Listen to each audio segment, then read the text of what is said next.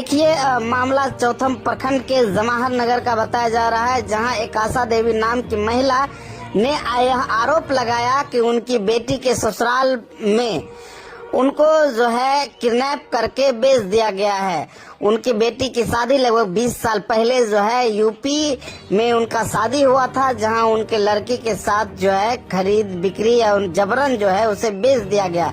फिलहाल जो है यह आवेदन दे करके पुलिस में जो है गुहार लगाई कि मुझे मेरी बेटी को सकुशल बरामद कर दे। इस मौके पर क्या कुछ बता रहे हैं, आइए सुनते हैं। क्या कुछ मामला है? मामला है कि यही कि जो बलजबरी जबरदस्ती घर से निकाला गया है पति के बगल से। उसको पति को धकेल दिया, पति ने पकड़ा तो पति को धकेल दिया। लड़के ने अचरा पकड़ा तो माँ को अचरा पकड़ा तो लड़के को धकेल दिया। लड़का को पापा को पुट गया, इन्हें पुट गया, इन्हें पुट गया। बलजबरी खींचते चल गया। लड़की को खींच के ले गए? लड़की को खींच के ले। कौन लोग खींच के ले गए? ये धर्मपाल ने खींच के ले गया, मुन्ना ने। आप कौन हुए? हम लड़की को माने हुए आशा देवी। कहाँ घर हुआ? ये जवाहर नगर करवा मोड़। कितना देर पहले बेटी की शादी किए थे? 20 साल पहले।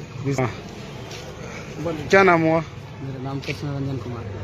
क्या कुछ मामला है? मामला ये है कि सर होली के टाइम में जो है जबरदस्ती की वजह से 2-3 लड़का मिलकर के उसको घर से खींच करके लेके और खेत की तरफ निकल गया। 1 बजे रात का टाइम था। पहले तो सुबह से लेकर पूरा दिन होली खेला और 4 बजे तक होली खेलने के बाद उनका बच्चा सारा बात की कहानी देखा और उनके बाद 11-1 बजे रात में आया और मुन्ना और उनका जीजा दोनों घुस करके जबरदस्ती लेकर करके निकल गया। उन लोग कोई रिलेशन नहीं था।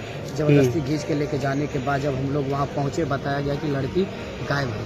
तो हम लोग सोचे कि वहाँ का कानून व्यवस्था थोड़ा सा मजबूत है, कुछ न कुछ होगा जरूर। लेकिन तब तक में हम लोग रुपाक व्यवस्था कुछ किए, उसके बाद वहाँ तक पहुँचे और जाने के बाद जो है वहाँ गए केस करने के लिए। जब गए वो लोग को वहाँ जो प्रधान था वो बोले क्या कि पहले यहीं तक का मामला रहने दो।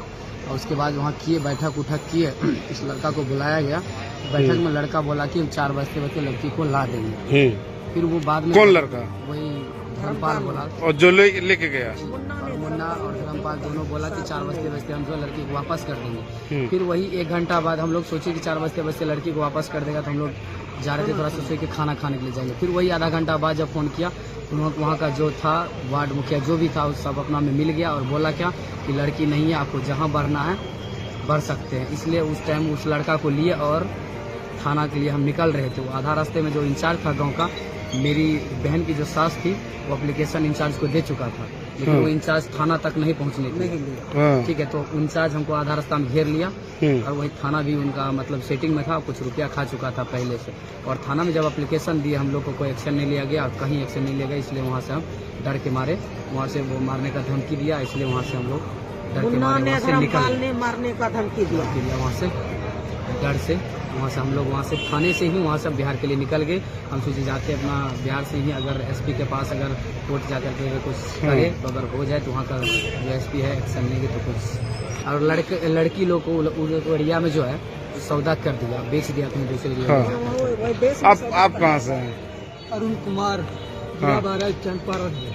अच्छा, क्या हम ये चाहते कि हमारा बेटी मिल जाए, तो हमारी बेटी साथ में वो दूसरे बेटी साथ मत हो।